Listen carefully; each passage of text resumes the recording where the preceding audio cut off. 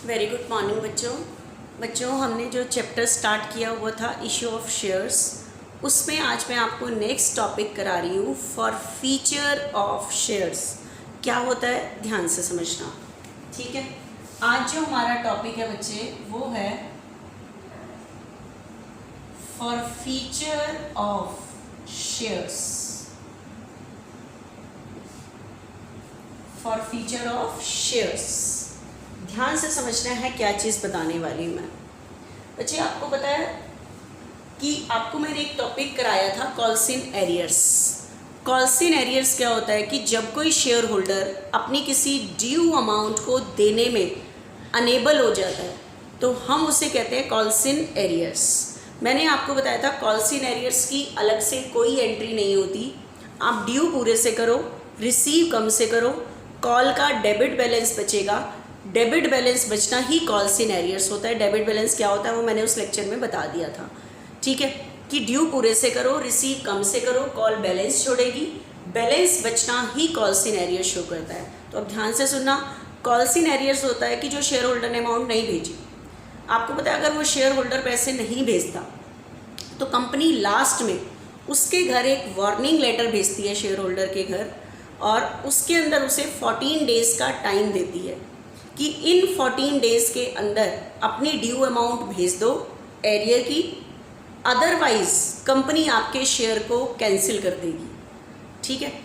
जो calls in arrears था कि जो शेयर होल्डर ने अमाउंट नहीं भेजी थी, अगर वो शेयर होल्डर पैसे नहीं भेजता तो कंपनी उसके घर एक वार्निंग लेटर भेजती है कि, और उसके अंदर उस लेटर में उसे 14 डेज़ का टाइम देती है कि इन 14 डेज़ के अंदर आप अपनी ड्यू अमाउंट भेज दो, एरियर की अमाउंट भेज दो, अदरवाइज कंपनी आपके शेयर को फॉरफीट कर लेगी, मतलब कैंसिल कर देगी। शेयर को क्या कर देगी? कैंसिल। तो अगर उन 14 डेज़ के अंदर भी शेयर होल्डर अपनी एरियर की अमाउंट को नहीं भेजता, ड्यू अमाउंट को नहीं भेजता, तो कंपनी को पूरा राइट होता है कि वो शेयर को कैंसिल कर दे। जो शेयर होल्डर पैसे नहीं भेज रहा उसके शेयर को कैंसिल कर दे। शेयर को कैंसिल करना, cancellation of shares, that is called for feature of share. Share को कैंसिल करना that is called for feature of shares, ठीक है। तो आज हमने जो शेयर होल्डर पैसे नहीं भेज रहा उनको कैंसिल करने की एंट्री सीखनी है, उनको फॉरफीट करने की, फॉरफीचर करने की एंट्री सीखनी है। तो cancellation of shares that is called for feature of share. तो अब हम किसी शेयर को कैंसिल कैसे करते हैं ध्यान से सुनना, ठीक है। आप बताओ, मैंने आपको इशू की एंट्री बताई थी, कट कटा के बसती है bank account debit to share capital. Bank account debit to share capital. Issue करते टाइम शेयर कैपिटल क्रेडिट होती है, लेकिन आज मुझे शेयर इशू नहीं करने हैं। जो शेयर इशू हुए हैं उनको कैंसिल करने की एंट्री बतानी है कि कैंसिल कैसे करते हैं। तो बताओ, इशू करते टाइम शेयर कैपिटल क्रेडिट होती है, आप इसे डिक्रीज करने के लिए डेबिट कर दोगे, क्योंकि आज मैं शेयर इशू नहीं कर रही, शेयर को कैंसिल करना बता रही हूँ, शेयर को फॉरफीट करना बता रही हूँ। For feature of shares that is called cancellation of shares, ठीक है। तो इशू करते टाइम शेयर कैपिटल क्रेडिट होती है, आप डिक्रीज पे डेबिट कर दोगे, ठीक है। सबसे पहले डिसाइड करो आप किसके शेयर कैंसिल कर रहे हो। किसके शेयर मतलब जो शेयर होल्डर पैसे नहीं भेज रहा उसके कितने शेयर्स थे। तो आपको क्वेश्चन में पता होगा कि कितने शेयर्स थे, कि 500 शेयर होल्डर पैसे नहीं भेज रहे थे तो 500 शेयर कैंसिल हो रहे हैं, सारे नहीं कैंसिल हो रहे हैं। जो शेयर होल्डर पैसे नहीं भेज रहा सिर्फ उसके शेयर कैंसिल करने हैं। तो सबसे पहले तो आपको डिसाइड करना है कितने शेयर कैंसिल हो रहे हैं, ठीक है। शेयर की कॉस्ट 10। अभी ये इसके बारे में थोड़ा सा और आगे बताती हूँ कि किस चीज़ से दे, तो मतलब यहाँ पे कुछ और भी आता है वो अभी बाद में बताती हूँ। सबसे पहले डिसाइड करो कितने शेयर कैंसिल कर रहे हो, और शेयर की कॉस्ट 10। अब यहाँ पे कुछ आएगा समझने वाला वो बाद में। ये शेयर कैंसिल कर रही हूँ 500 शेयर, और शेयर की कॉस्ट 10 है 5000। अब ध्यान से सुनना, जिसके शेयर आप कैंसिल कर रहे हो, आपको पता है शेयर की कॉस्ट 10 थी, ठीक है। आपको पता है ये 10 मनी आप एक साथ नहीं मंगाते, किश्तों में मंगाते हो। Application, allotment, first call, second call. ध्यान से देखना, 3, 3, 2, 2। जिसके शेयर कैंसिल कर रहे हो उसने एप्लीकेशन और अलॉटमेंट तो दे दी थी, फर्स्ट और सेकंड कॉल नहीं दी थी। अब ध्यान से सुनना मैं क्या बता रही हूँ एंट्री में, ठीक है, जिसके शेयर कैंसिल कर रहे हो उसने एप्लीकेशन और अलॉटमेंट दे दी थी, फर्स्ट एंड सेकंड कॉल नहीं दी थी। ठीक है, तो ध्यान से सुनना कैसे करेंगे। जो शेयर होल्डर ने जो मनी नहीं दी थी वो तो नाम से लिखो और क्रेडिट करो, 2 share first call, 2 share second call. एक बार मैं बताती हूँ ये क्यों क्रेडिट होता है। जिसके शेयर कैंसिल कर रहे हो उसने जो मनी नहीं दी थी वो तो नाम से लिखो और जो मनी दे दी थी, ठीक है, उसे शेयर फॉर फ्यूचर में डालो। आप कहोगे ये क्या कर रहे हो मैम, ये क्या किया आपने। अब ध्यान से सुनना क्या चीज़ मैं बता रही हूँ। आप मुझे बताओ जिसके शेयर हम कैंसिल कर रहे हैं उसने 3 रुपीज़ एप्लीकेशन पे दे दिए थे, 3 रुपीज़ अलॉटमेंट पे दे दिए थे, ये 6 रुपीज़ जो उसने दे दिए थे, लेकिन फर्स्ट एंड सेकंड कॉल नहीं दी थी। हमने उसके शेयर को कैंसिल करना सीखना है अभी, अब बताना है अभी मुझे इसमें, ठीक है। तो अब मुझे बताओ उसने 4 रुपीज़ नहीं दिए तो हम उसके शेयर को कैंसिल कर रहे हैं, लेकिन मुझे बताओ उसने ये जो 6 रुपीज़ दे दिए थे कंपनी में, क्या कंपनी ये पैसा शेयर होल्डर को वापस करेगी जिसके शेयर कैंसिल कर रहे हैं? नो। ये पैसा, ऐसे तो हर कोई शेयर होल्डर मिस्टेक करेगा, कहेगा कि मैं कुछ मनी नहीं भेजता तो शेयर कैंसिल हो जाते हैं, लेकिन जो मैंने भेजी है वो वापस भी हो जाती है। तो हर कोई मतलब ये यहाँ पे ऐसा नहीं होगा कभी भी। तो शेयर होल्डर ने जो ये मनी भेज दी है तो ये पैसा कंपनी वापस नहीं करती उसको, क्योंकि नहीं तो हर शेयर होल्डर मिस्टेक करेगा, कहेगा कि कंपनी हमारा पैसा वापस तो कर देती है अगर हम मिस्टेक भी करें। तो ध्यान रखना यहाँ पे मिस्टेक शेयर होल्डर की है। अगर शेयर होल्डर ने जो मनी भेज दी है और कंपनी उसके शेयर को कैंसिल करती है तो कंपनी ये पैसा क्या नहीं करेगी, वापस नहीं करेगी। ठीक है, ये 6 रुपये जो कंपनी में उसने भेज दिए ये पैसा वापस नहीं करेगी, तो ये कंपनी के लिए क्या हो जाता है, profit, and profit always be credited. ठीक है, तो अब ध्यान से सुनना, जिसके शेयर हम कैंसिल कर रहे हैं उसने कुछ मनी नहीं दी थी और कुछ मनी दे दी थी। जो मनी नहीं दी थी वो तो नाम से लिखोगे। अब आप कहोगे कि मैम नाम से क्यों और इन्हें क्रेडिट क्यों किया हुआ है। अब मेरी बात को ध्यान से सुनना, मैंने आपको एरियर का टॉपिक कराया था। मैंने कहा था कि एरियर की एंट्री नहीं होती, ड्यू पूरे से करो, रिसीव कम से करो, कॉल बैलेंस छोड़ेगी। कॉल क्या छोड़ेगी, बैलेंस छोड़ेगी। तो अब ध्यान से देखना, आप मुझे बताओ यहाँ पे एप्लीकेशन मनी आ गई, कट कटा के entry bank to share capital, share allotment letter गया होगा, शेयर अलॉटमेंट मनी रिसीव हुई होगी, entry bank to share capital.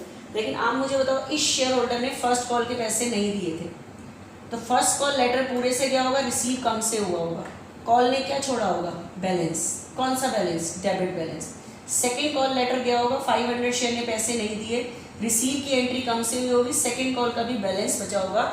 Debit balance बचने का मतलब कॉल्स इन एरियर्स था कि, और कॉल्स इन डेबिट बैलेंस बचने का मतलब था ये पैसे आ जाने हैं। ठीक है, लेकिन अब हम उसके घर वार्निंग लेटर भेज चुके हैं, वो शेयर होल्डर पैसे नहीं भेज रहा और आज के बाद भेजेगा भी नहीं। ठीक है, तो आप मुझे बताओ जो डेबिट बैलेंस बचा हुआ है उस कॉल का जो पैसे नहीं आए थे, तो मैं उसे ख़त्म करने के लिए क्या कर दूंगी, क्रेडिट। पहले तो एरियर की वजह से बैलेंस छोड़ा हुआ था कि ये पैसे आ जाने, लेकिन आज के बाद ये पैसा नहीं आना, तो जिस और बैलेंस वो कॉल छोड़ती है जो पैसे नहीं, जिस कॉल में पैसे आए नहीं थे। आपको पता है अलॉटमेंट लेटर पूरे से गया, अलॉटमेंट मनी रिसीव हो गई, यहाँ तो बैलेंस बचेगा ही नहीं।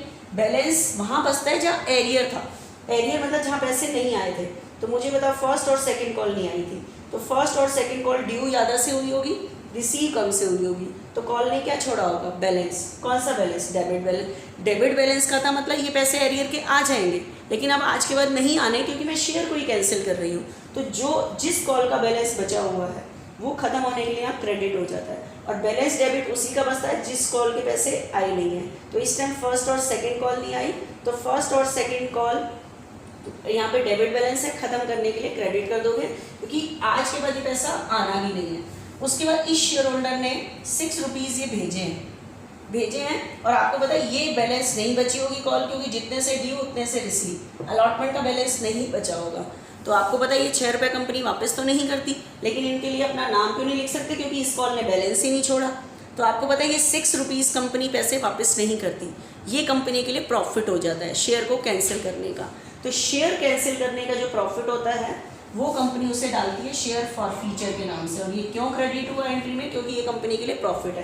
तो ये जो 6 रुपये कंपनी ने दे दिए थे ये कंपनी के लिए प्रॉफिट, ये 6 रुपये जो शेयर होल्डर ने दे दिए थे ये कंपनी के लिए प्रॉफिट है, and profit always be credited. और कंपनी इसे किस नाम से क्रेडिट करेगी, शेयर फॉर फ्यूचर के नाम से। किसके नाम से, शेयर फॉर फ्यूचर के नाम से। ये क्यों नाम से आया, ये चीज़ मेरी ख्याल से क्लियर हो गई होगी।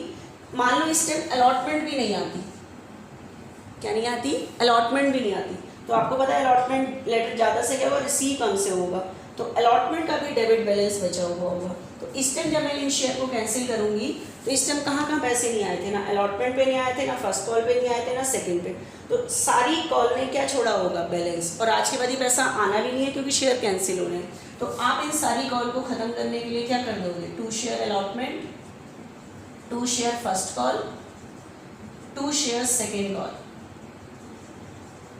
ठीक है। और जो मनी आ गई है वो 2 शेयर फॉर फीचर, मतलब जिसके शेयर कैंसिल कर रहे हो उसने जो जो मनी नहीं थी वो तो नाम से लिखोगे, 2 share allotment, 2 share first call, 2 share second call. क्यों नाम से, क्योंकि इस टाइम डेबिट बैलेंस बचा होगा एरियर की वजह से, तो ख़त्म करने के लिए क्रेडिट, क्योंकि आज पैसा आना भी नहीं है। फर्स्ट कॉल लेटर क्या होगा, रिसीव कम हुआ होगा इस शेयर होल्डर की वजह से, तो इस कॉल की वजह से भी यहाँ फर्स्ट कॉल का डेबिट बैलेंस है, ख़त्म करने के लिए क्रेडिट। सेम सेकेंड कॉल में, तो इस मतलब जिसके शेयर आप कैंसिल कर रहे हो उसने जो जो मनी नहीं दी उस कॉल का बैलेंस बचा होगा, मतलब ये पैसे आ जाने, लेकिन अब नहीं आने क्योंकि शेयर कैंसिल कर रहे हो, तो सबको खत्म करने के लिए क्रेडिट। तो इसलिए जो मनी नहीं आती उसको नाम से क्रेडिट करते हैं, क्यों, क्योंकि इस टाइम डेबिट बैलेंस है, खत्म करने के लिए क्रेडिट, प्लस उसने जो मनी दे दी है वो कॉल बैलेंस नहीं छोड़ती क्योंकि वो पैसे आ गए थे। तो लेकिन कंपनी पैसा वापस तो नहीं करती, ये कंपनी के लिए प्रॉफिट होता है, तो कंपनी शेयर को कैंसिल करते टाइम उस प्रॉफिट को लिखने के लिए एक वर्ड यूज़ करती है, शेयर फॉर फ्यूचर, तो यहाँ पे लिखती है। तो अब मुझे बताओ 500 पर 3 के अकॉर्डिंग अलॉटमेंट पे 15 नहीं आए, फर्स्ट कॉल पे 2 नहीं आए, 1000, सेकेंड कॉल पे भी 2 नहीं आए, 1000। बताओ इसने कौन सी मनी दे दी थी, एप्लीकेशन की, लेकिन जो मनी आ गई थी ये कंपनी के लिए प्रॉफिट होता है, और कंपनी इसे प्रॉफिट के लिए एक नाम यूज़ करती है, शेयर फॉर फ्यूचर क्रेडिट रखती है। तो ये मेरी एंट्री हो गई बच्चे शेयर को कैंसिल करने की एंट्री। सीधा सीधा आप ध्यान रखना, लॉजिक तो मैंने बता दिया कि इशू करते टाइम शेयर कैपिटल क्रेडिट है, डिक्रीज पे डेबिट। सबसे पहले शेयर डिसाइड करो कितने शेयर कैंसिल कर रहे हो, ठीक है।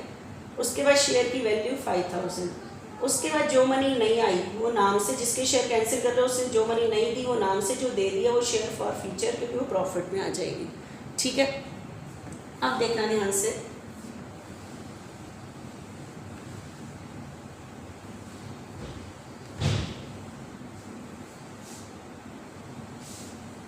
एक बार इस एंट्री को मैं एक सम से बताती हूँ, क्योंकि शेयर कैपिटल को डेबिट से रिलेटेड मैंने कुछ और बताना है, देखना एक बार ध्यान से बच्चे। 10,000 शेयर है, शेयर की कॉस्ट 10 है। देखना कंपनी कैसे मंगा रही है, एप्लीकेशन पे, अलॉटमेंट पे, फर्स्ट कॉल पे, सेकेंड कॉल पे, देखना ध्यान से कैसे मंगा रही है।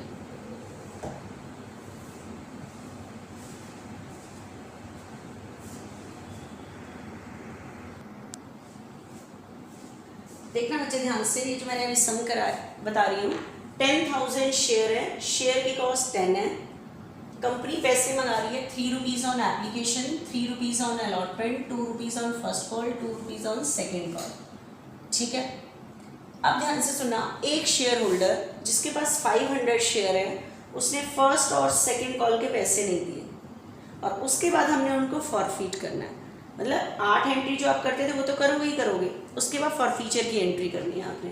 तो देखना एक बारी, 10,000 पर 3 के अकॉर्डिंग 30,000 से एप्लीकेशन मनी रिसीव की एंट्री करोगे, ठीक है। उसके बाद आपको पता है एप्लीकेशन मनी को कहाँ ट्रांसफ़र करते हो, ट्रांसफ़र टू शेयर कैपिटल। उसके बाद कौन सा लेटर जाएगा, अलॉटमेंट, 10 पर 3 के अकॉर्डिंग 30,000 से किसकी एंट्री करोगे, ड्यू, और आपको पता है अलॉटमेंट मनी पूरी रिसीव हो जाएगी, क्रेडिट। उसके बाद 10,000 पर 2 के अकॉर्डिंग 20,000 से लेटर जाएगा फर्स्ट कॉल, लेकिन 20,000 पूरे रिसीव नहीं होंगे क्योंकि इस टाइम एरियर है, कॉल्सिन एरियर्स। 500 शेयर ने 2 के अकॉर्डिंग पैसे नहीं भेजे, ठीक है, तो आप रिसीव की एंट्री 19 से करोगे, रिसीव की। उसके बाद 10,000 पर 2 के अकॉर्डिंग 20,000 से ड्यू की एंट्री करोगे, अब मुझे बताओ क्या ये 20,000 रिसीव हो जाएंगे? No, less. Calls in arrears 500 share ने 2 के अकॉर्डिंग पैसे नहीं भेजे, 19,000 से रिसीव की एंट्री करोगे। ठीक है, अब ध्यान से देखना, पहले 8 एंट्री करते हैं, उसके बाद इसी समय मैं फॉरफीचर की एंट्री करूँगी। ध्यान से सुनना। बताओ, फर्स्ट एंट्री एप्लीकेशन मनी की रिसीव की, bank account debit to share application account. 30,000 से किसकी एंट्री करोगे? रिसीव की। उसके बाद एप्लीकेशन मनी को कहाँ ट्रांसफर करते हैं? शेयर कैपिटल में। Share application account debit to share capital 30,000। Application से देखो, एप्लीकेशन कटी क्योंकि ये पैसे पूरे आ गए, देखो बैलेंस नहीं बच रहा। उसके बाद अलॉटमेंट देखो, अलॉटमेंट लेटर जाएगा share allotment account debit to share capital. 30 से लेटर गया और 30 से ही पूरी मनी क्या हो गई? रिसीव। ठीक है, ड्यू किया, receive. Bank account debit to share allotment 30 से पूरा रिसीव हो गया। आपको पता है जिस कॉल की मनी पूरी आ जाती है वो कॉल बैलेंस नहीं छोड़ती। देखो शेयर अलॉटमेंट इतने से डेबिट, उतने से क्रेडिट, कोई बैलेंस नहीं है। ठीक है, पूरे पैसे आते जा रहे हैं। आगे चलो, उसके बाद बताओ फर्स्ट कॉल लेटर कितने से जा रहा है? 20। Share first call account debit to share capital. Letter गया 20 से, लेकिन यहाँ 500 शेयर ने पैसे नहीं भेजे तो मैंने एरियर की कोई एंट्री नहीं बताई थी। मैंने कहा था रिसीव कम से कर दो। ठीक है, bank account debit to share first call, share first call 19 से रिसीव की एंट्री करो। देखो रिसीव है कम से, कॉल क्या छोड़ेगी? बैलेंस। डेबिट बैलेंस बचना एरियर शो करता है। बताओ शेयर फर्स्ट कॉल कितने से डेबिट है? 20। क्रेडिट कितने से है? 19। तो बताओ 1,000 से फर्स्ट कॉल का क्या बच रहा है? Debit balance. ये डेबिट बैलेंस बचना ही एरियर शो करता है कि ये पैसे अभी आने बाकी हैं। उसी तरह से अब कौन सा लेटर जाएगा? Second call letter.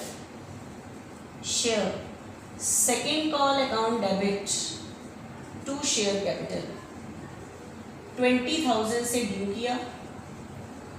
अब मुझे बताओ 20,000 से मनी रिसीव नहीं हो रही, कितने से रिसीव हो रही है? 19,000 से मनी रिसीव हो रही है। ठीक है, तो 19,000 से मनी रिसीव हो रहा है क्योंकि यहाँ पे भी एरियर है।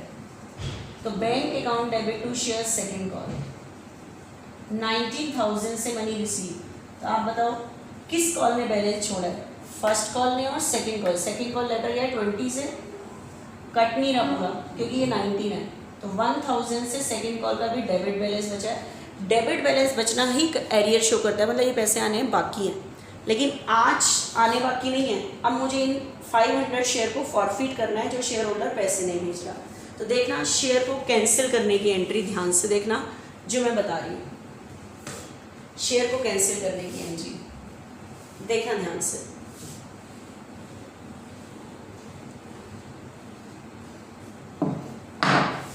मैंने आपको बताया था कैसे करना है। इश्यू करते टाइम शेयर कैपिटल क्रेडिट है, डिक्रीज पे डेबिट। कितने शेयर कैंसिल कर रहे हो? 5, क्योंकि वो मिस्टेक थी। ठीक है, अभी एक बार मैं 10 लिख रही हूँ, अभी फिर मैं कुछ बताती हूँ। 5,000। अब बताओ जिसके शेयर कैंसिल कर रहे हो उसने कौन कौन सी मनी नहीं दी थी? एक फर्स्ट कॉल नहीं दी थी, वो सेकेंड नहीं दी थी। तो जो मनी नहीं थी वो तो नाम से लिखो, 2 share first call, 2 share second call. और उसने जो मनी दे दी थी वो शेयर फॉरफीचर में। अब आपको जो मनी नहीं दी थी वो नाम से क्यों? आपको देखो यहाँ पे शेयर फर्स्ट कॉल का सेकंड डेबिट बैलेंस था, सेकंड कॉल का ही इनका नहीं था जितने से डेबिट, क्योंकि जो पैसे आ गए थे वो कॉल बैलेंस नहीं छोड़ती। कॉल छोड़ती है जो पैसे नहीं आए थे, उन्होंने ही 1,000 से बैलेंस छोड़ा है और आज के बाद आएंगे भी नहीं, तो वो ख़त्म होने के लिए क्रेडिट हुआ। ठीक है, और जो मनी आ गई थी उसने तो कॉल ने बैलेंस ही नहीं छोड़ा हुआ, इसलिए और वो पैसे कंपनी ने वापस भी नहीं लेने, तो कंपनी एक नया नाम यूज़ करती है उसके लिए, शेयर फॉर फ्यूचर। ठीक है, तो 500 पर 2 के अकॉर्डिंग 1,000 यहाँ नहीं आए, 500 पर 2 के अकॉर्डिंग 1,000 यहाँ नहीं आए, 500 पर 3 एप्लीकेशन पे आ गए, 3 अलॉटमेंट पे। तो टोटल कितने आ गए, सॉरी 3000, 3 एप्लीकेशन पे आए हैं, 3 अलॉटमेंट में, ये हुई कैंसिल करने की एंट्री। ठीक है, अब एक चीज़ जरा सी और एक्स्ट्रा देखो जो मैं बताना चाह रही हूँ।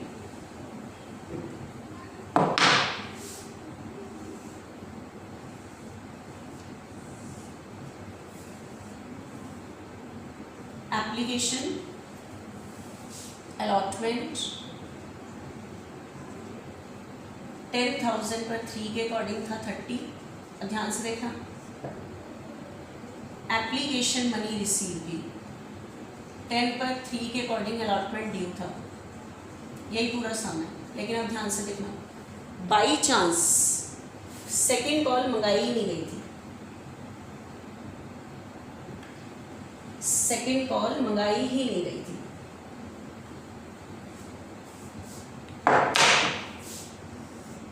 सेकेंड कॉल मंगाई ही नहीं गई।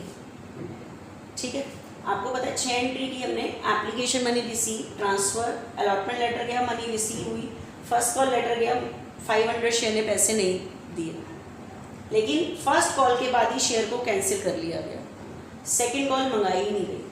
ठीक है, तो अब देखना, जो मैंने एक बार बार कह रही थी कि शेयर कैपिटल को डेबिट वाला कुछ, तो अब मेरी बात को ध्यान से सुनना। आप 6 एंट्रीज करोगे, 6 एंट्री फर्स्ट कॉल के बाद ही 6 एंट्रीज के बाद शेयर को कैंसिल करोगे। ध्यान से देखना, मैंने आपको बताया था शेयर कैपिटल को आप डेबिट करोगे, क्योंकि इशू करते टाइम शेयर कैपिटल क्रेडिट होता है, आप डिक्रीज पे डेबिट करोगे। कितने शेयर कैंसिल कर रहे हो, 500। ठीक है, अब ध्यान से सुनना, आप शेयर कैपिटल को, अभी तक मैंने पिछले क्वेश्चन में लिख दिया था सीधा 10 करके, लेकिन शेयर कैपिटल को डेबिट हम फेस वैल्यू से डायरेक्ट नहीं कर देते, जितना क्रेडिट हुआ पड़ा है उतने से तो डेबिट करोगे। अब ध्यान से देखना, आप मुझे बताओ, कट कटा के entry bank to share capital यहाँ बैठती है, तो शेयर कैपिटल में 3 यहाँ गया होगा, फिर कंपनी ने अलॉटमेंट लेटर भेजा, वहाँ एंट्री की share allotment to share capital, share capital में यहाँ 3 यहाँ क्रेडिट हुआ, 3 यहाँ क्रेडिट हुआ, उसके बाद फर्स्ट कॉल लेटर गया, share first call to share capital में 2 और क्रेडिट हुआ। तो अब मुझे बताओ शेयर कैपिटल में यहाँ तक कितना क्रेडिट है, 8।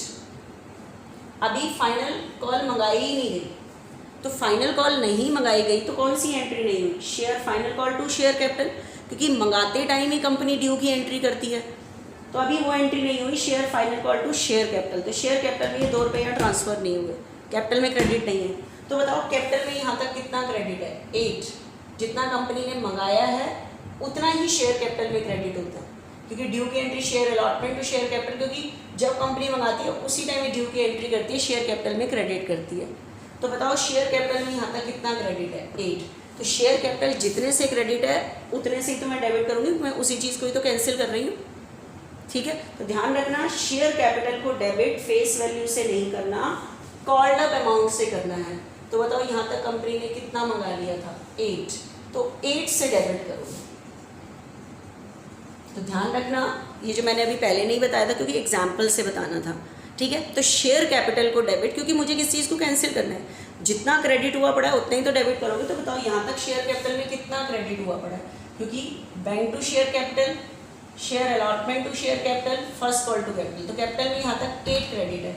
और क्रेडिट कब होता है, जब कंपनी मंगाने का लेटर भेजती है, तो कंपनी ने जितना मंगाया है उतना ही अभी क्रेडिट हुआ पड़ा होता है, तो जितना क्रेडिट हुआ पड़ा उतने से ही तो डेबिट करेंगे। तो डायरेक्ट ध्यान रखना, सबसे पहले तो डिसाइड करो कितने शेयर कैंसिल कर रहे हैं, प्लस शेयर कैपिटल को डेबिट फेस वैल्यू से नहीं कर देना, पूरे 10 से नहीं कर देना, कॉल्ड अप अमाउंट से करना है कि कंपनी ने 10 में से मंगाया कितना था। ठीक है, अब उसके बाद वही जिसके शेयर कैंसिल कर रहे हो उसने कुछ मनी नहीं दी थी और कुछ मनी दे दी थी। तो बताओ इसने सिर्फ कौन सी मनी नहीं दी थी, फर्स्ट कॉल, तो जो मनी नहीं दी थी वो नाम से 2 share first call, first call में कितने नहीं दिए थे, 2। और ये क्यों आता है, यहाँ पे क्रेडिट क्यों होता है ये,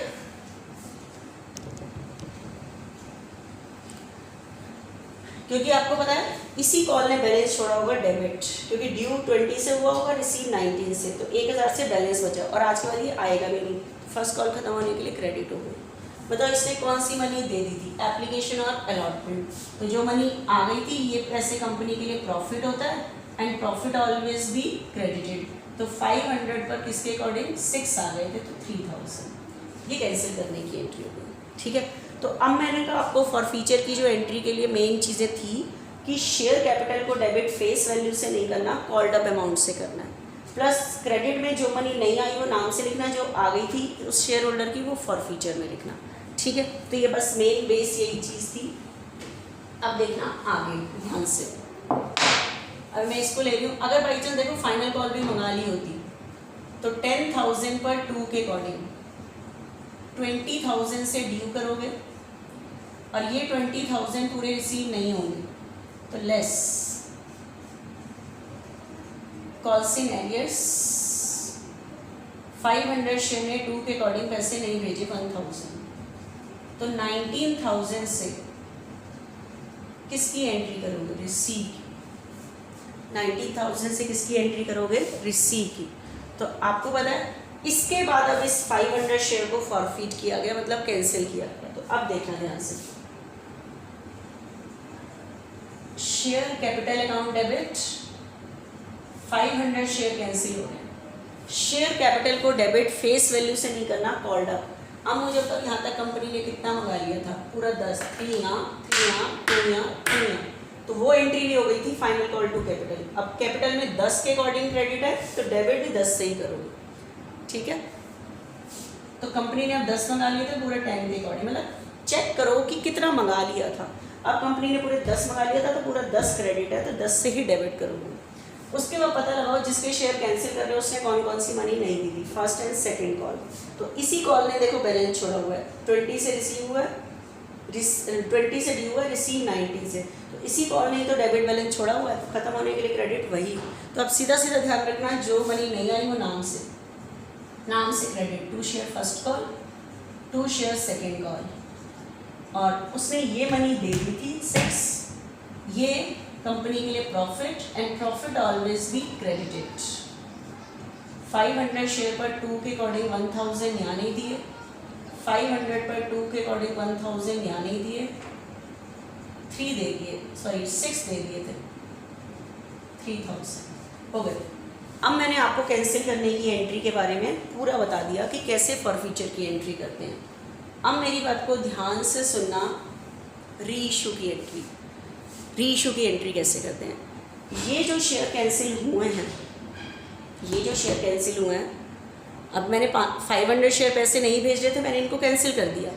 ठीक है, these forfeited shares can be re issued, issue नहीं, re issue to any other person. ये जो शेयर कैंसिल हुए हैं इनको दोबारा री इशू किया जा सकता है एनी अदर पर्सन को। लेकिन बच्चे री इशू कभी भी फॉर्मेलिटी से नहीं होता कि आपको प्रोस्पेक्टस छपाओगे, पुराना शेयर होता है 500 शेयर, जितने भी शेयर कैंसिल हुए हैं, ठीक है, उनको हमने री इशू करना है, बेचना है दोबारा।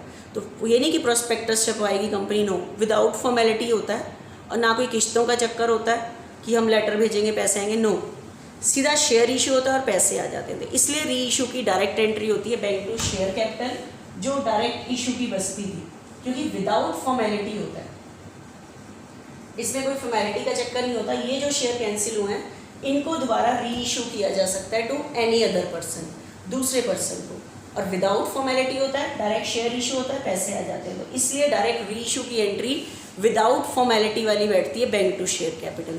जैसे आपको पता है ड्यू और रिसीव में कट के बैंक टू शेयर कैपिटल ही बैठती थी, लेकिन यहाँ कोई किस्तों का चक्कर नहीं है, पूरा शेयर एक साथ इशू कर देते हो, पैसे आ जाते हैं और शेयर इशू हो गया, तो बैंक टू शेयर कैपिटल। ठीक है, लेकिन ये जो री इशू है, ध्यान से देखना,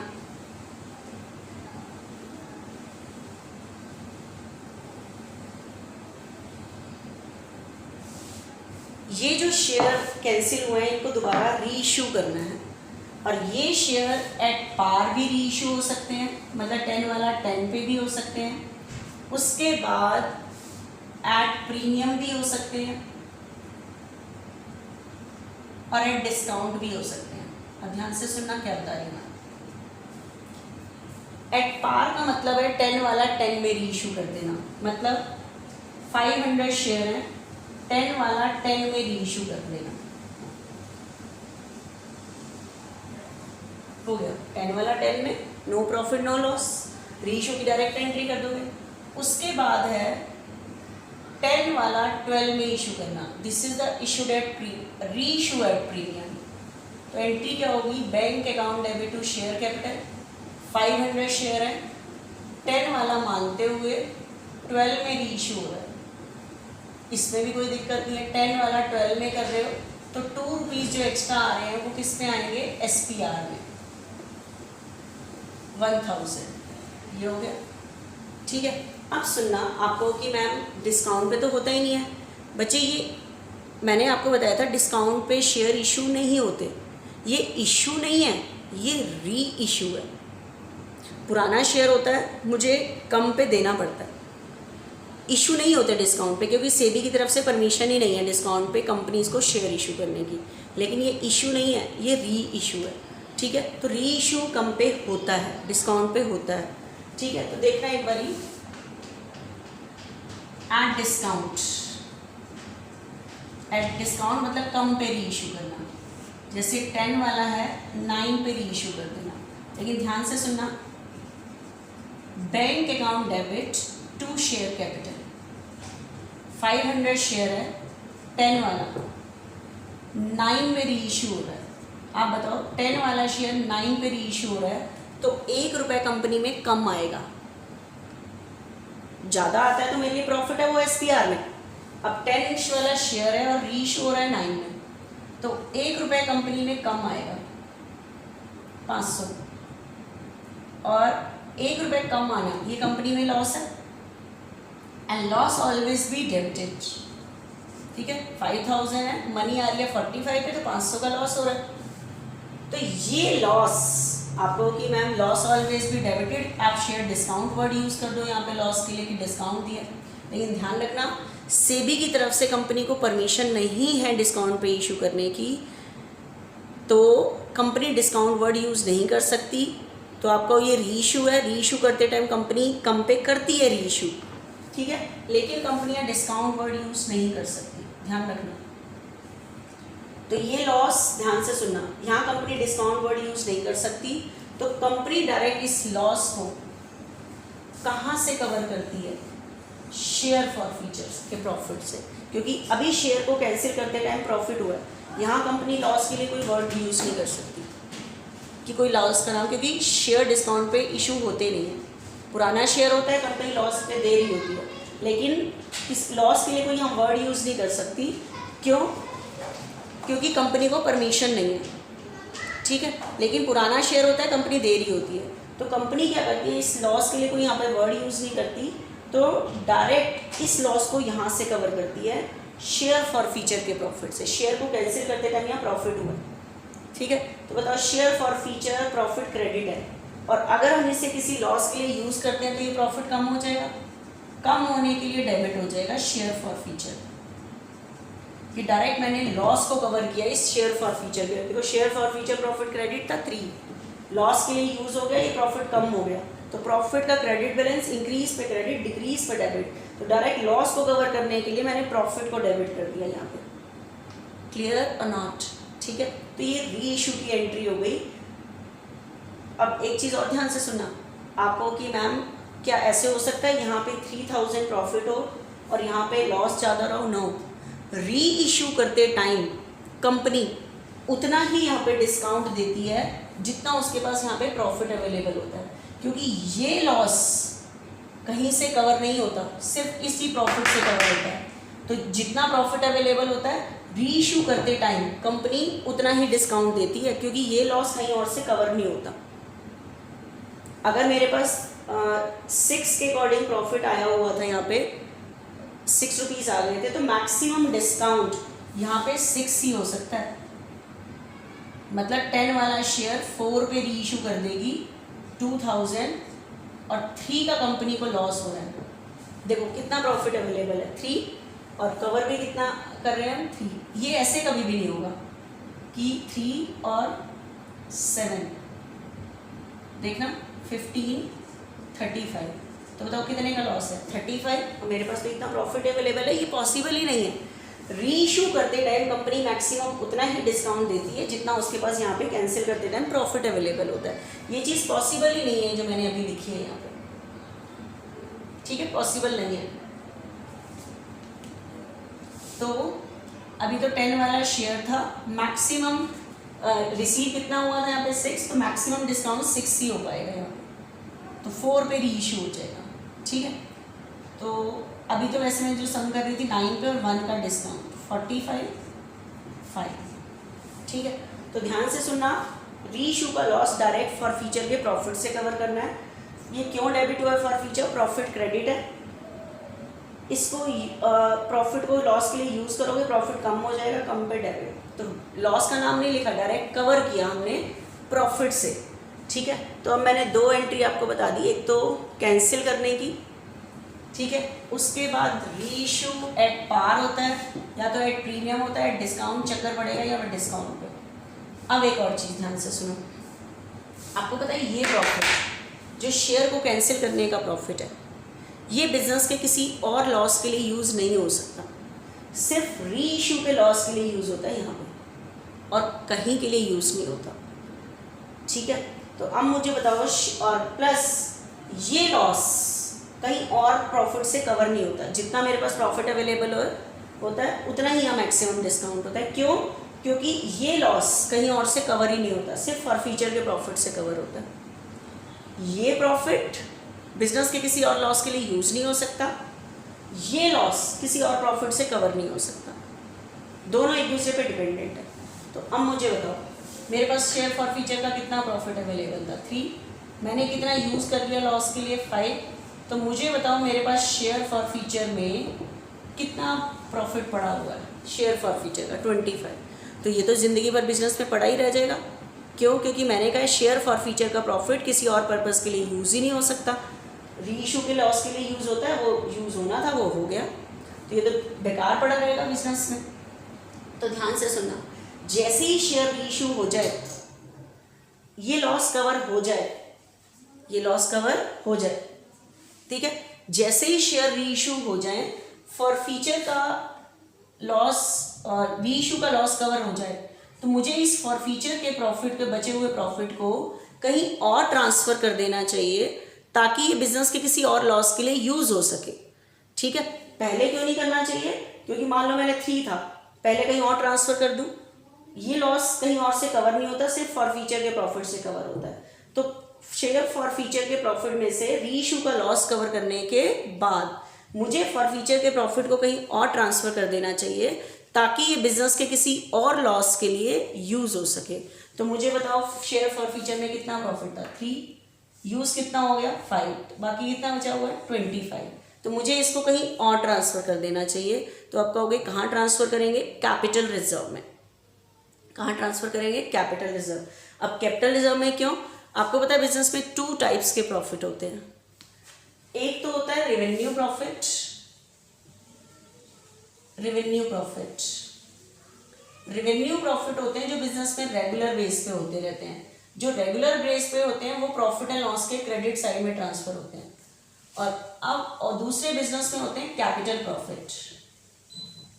कैपिटल प्रॉफिट होता है जो बिजनेस में कभी कभी होता है। कैपिटल प्रॉफिट होते हैं जो बिजनेस में कभी कभी होते हैं, और जो प्रॉफिट कभी कभी होते हैं वो कहाँ ट्रांसफर होते हैं? Capital reserve.